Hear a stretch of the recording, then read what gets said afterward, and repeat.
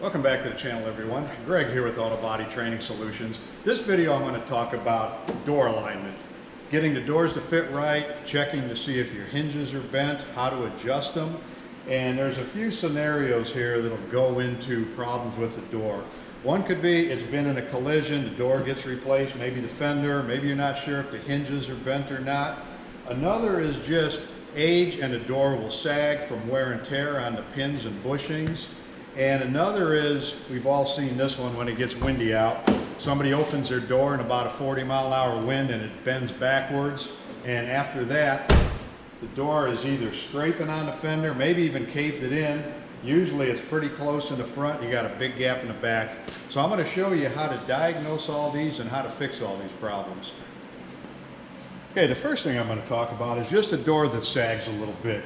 It might fit real good, all the gaps are good. When you open it up, it drops a little bit and it starts scraping on the striker here to want to drag. And that's a real easy fix, and it's usually just from a little bit of wear and tear, car's older. So they make these door alignment tools, and this is a real handy item. It's got this pin here that'll go into the latch, and it comes with, this one here has several different sizes. There's 3 sizes here. Find the one that fits your door, the door latch. Make sure that's in there nice and tight. And you're going to lock that into your latch, and this is going to go right on your striker. And usually all it takes is just a little bit of up pressure. Don't go too much, just do a little at a time, check it. It's going to take you several times. You don't want to grab this thing and just yank on it. So that works real good. You can go down too with it, push it down if a door is too high for some reason. If you adjusted it and you tighten up the hinges and it's just a hair high, you can push it down with that. But mostly it's for bending them up. And what it does, it usually just pushes in the front of the door shell. It's not going to bend your hinges or anything, but it'll just give you enough lift just to take that little bit of a drop out of it. So it's not for major problems, but if you need about a 1/16 of an inch to get it to line up right and it hit good on the striker, these things work great. All right, the next thing I'm going to talk about is door replacement. It could be new, it could be used, and even if there's no damage on A-pillar to hinges, I've never seen a door, even a factory door, factory stamped door, that'll just bolt right in and fit just like the one you took off. There's always a little bit of difference. Even though they're stamped in a factory, they're not all stamped the same. Even used doors, they're not going to just bolt right on and you shut it and everything fits. You usually have to mess with something. So if the fender is off, that helps you a whole bunch, because with the door open and the fender on, you can't get to those bolts that are on the A-pillar. The fender, if it's out of the way, you can get right on there, you can loosen them up, adjust them.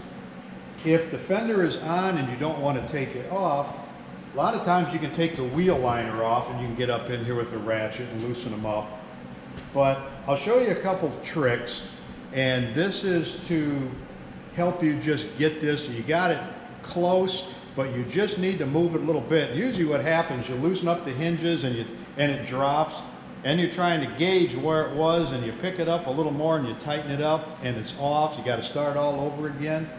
So I'm going to show you what you can do in that case.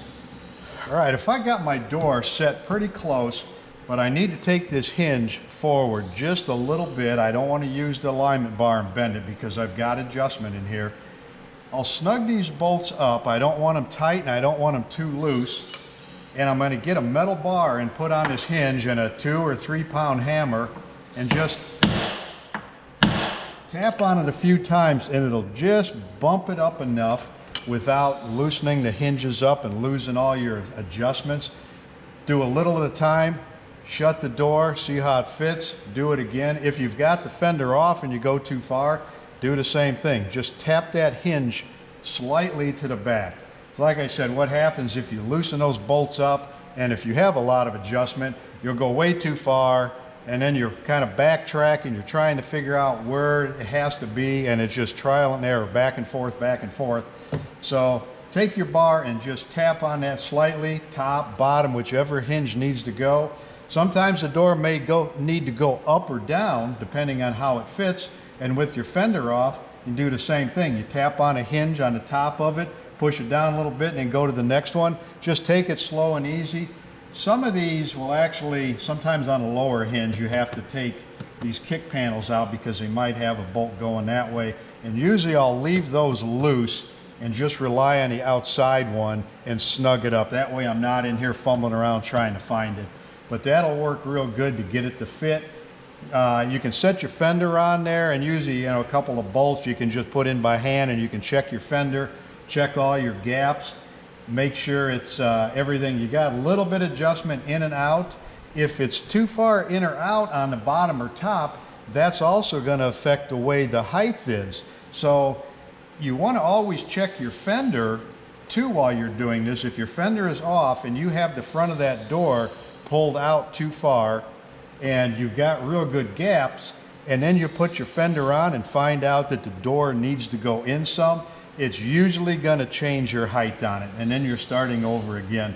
So double check, triple check everything, snug it up before you finish tightening it. And if it's something that's going to the paint shop, it may be painted apart, and you'd like to have those hinges in place one time, and they can get painted with the A-pillar so you're not scraping them around on new paint or fresh paint. So it takes 5-10 minutes more to do all your final adjustment, but it'll pay off in the end. When it comes from paint, you can put your door on, you know it fits, you don't have to mess with it too much, and you'll move along a lot quicker. Okay, here's something else I always do. If I'm replacing this door with a new panel, new door or a used door, and the fender's off and I have to adjust the hinges, I'll always adjust this door a little bit high before it goes to paint shop. So you open it up and it may raise just a little bit, not much, maybe a 1/16 of an inch, but I'll look at these gaps, look here, look at all the lines, and have it up a little bit. Then I'll tighten everything up. And what I found, you're not really adding a whole lot of weight to the door that's going to bend it down. When you're adjusting it, if it's empty, you have no glass, no regulator, no hardware in there, no trim panel. And it usually doesn't change much by the time you put all that stuff in. It's not enough that's going to make it sag. But I found if I get that door lined up perfect, and then it goes to paint, and then I build it and it comes back, the final assembly, and it has a little bit of a sag to it, well, I'll usually just take this bar and tweak it up, but that'll cause you another problem, or may cause you another problem, and I'll show you what that is. Okay, I've got the alignment tool on the back of the door, and what happens when you pick up on that, it'll close this gap up and you can chip the paint off the fender if you're not careful. Now this one here is probably enough room, it'll tuck behind there, but some of them, they'll be lined up. This door edge will be right next to that fender when it's partially open, and you pick it up and you can see, you watch this gap close up, and on certain cars, that fender will hit right into that, or the door and fender will hit together, and it'll chip the paint off.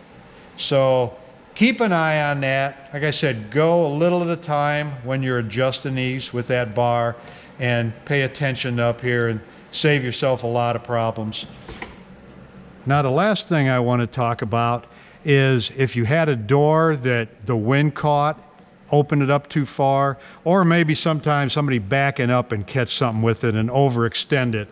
And what'll happen, it usually won't bend a hinge. The hinges are pretty stout, but it'll bend the A-pillar right in this area and down at the bottom hinge, and you'll see it'll actually maybe crack this caulking, and the hinge will be pushed out away from here, and it'll put a bulge in there. Now, before you go and buy hinges and think that's going to fix it, there's a couple things you can do first. And one is, let me see if I can get the camera in here tight. You take a socket. Now this is a small hinge, so you're using a small socket, and you want to stick it between the door frame here and the hinge.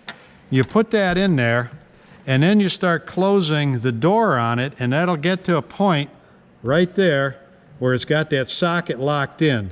Now when you keep pushing on this door and close it, what it does, it forces this hinge to push back in on the A-pillar. And you'll try that on the top hinge a little bit, take it slow, and then move down to the bottom hinge. You do the same thing down there, put that in there. Now, sometimes you might have a hard time getting a socket in.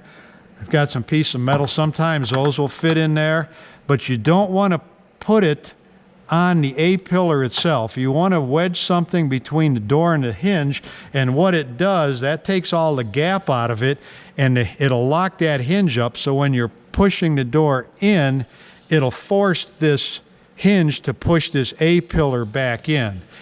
And sometimes it might not push it in there, but it'll actually bend the front part of the hinge out. So you got to be real careful, and you'll notice, do a little at a time, shut your door, and your door should start moving back. It'll give you a bigger gap up here.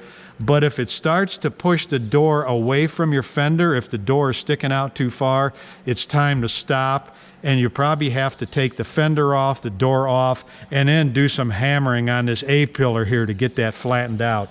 But that works pretty good. They make a tool, and I don't know what it's called. I think maybe just a door alignment tool. And it looks like two big sockets that's hooked to a wire. And the wire is so you could get it up in there. And then, because a lot of times when you get this door about shut where that's pinched in, you don't have access to have your hand in here. So that wire is just like an extension so you can get it in there. But whatever will fit in there, try that.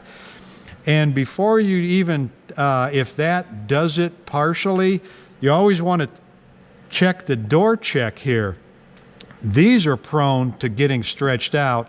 So when you get this done, look and see if your door is fitting pretty good, the gaps are where you want them.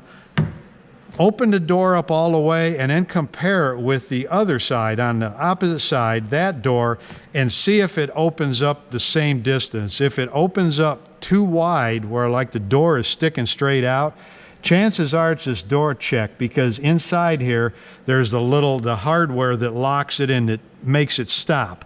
And it'll usually stretch that and destroy it inside, where that thing will pull out farther. So that usually has to be replaced anyway. Usually the hinges are pretty good. I bet you 80% of the time you can put a socket or a piece of metal in there. You can bend this back, replace the door check, and it should fit. I hope you got some tips out of this video. Hope it helped you. So if you've made it to this point, now I'm going to talk about my giveaway. And I mentioned, that's been probably a month ago, I'm going to do a giveaway for hitting 1,000 subscribers. Now, I really appreciate everybody that subscribed, people leave me comments. I get a lot of positive feedback. It means a lot to me. So I'm going to talk about this giveaway. Now, this is going to be kind of two parts. I'm going to show you what I'm giving away, and then the second part is how you have to enter it. Now, one of the stipulations is you have to be a subscriber. So it's not too late. You can hit subscribe right now, and I can verify the winner on my analytics page to make sure that the winner is a subscriber. So I've got two things here, and it's going to go to one winner. And the first thing, now this is just like cash. This is an IOU, $275,000. Might want to hang on to that. The next thing is this $100 Visa prepaid card. Now, these are pretty good for using about anywhere, so it's not quite as impressive as the $275,000, but I think people would kind of like this a little bit. So here's what you have to do to try and win this, or both of these items. In one of my videos, I mentioned a term, what it's called when metal is overly stretched. And the first person that comments, now it's a two comments you have to leave, or one comment but two answers. You have to leave me that correct term, what it's called, and also the name of the video where I talk about that. Now the video is a different name, so you'll have to search a couple of them, but I need the name of the video and what the term, what we call in the trade when the metal is stretched a little bit too far.